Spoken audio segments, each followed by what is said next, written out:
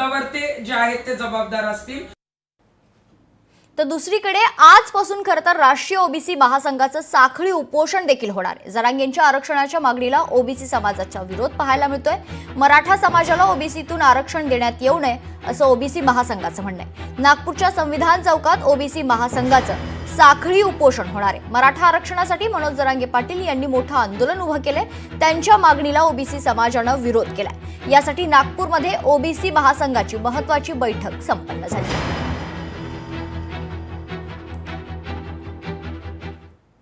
तर पुण्यात देखील आज ओबीसी महासंघाच्या बैठकीचं आयोजन करण्यात आले। लक्ष्मण हाकेंनी ही बैठक बोलावली। आंदोलनाची दिशा ठरवण्याची शक्यता वर्तवली जाते। हाकेंच्या नेतृत्वात आज दुपारी 12 वाजता या बैठकीचं आयोजन करण्यात आले।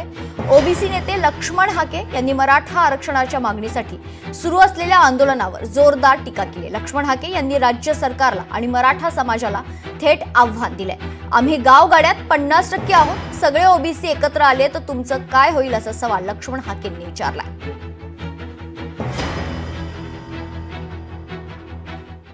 वेकअप महाराष्ट्रामध्ये घेत आहोत एक छोटा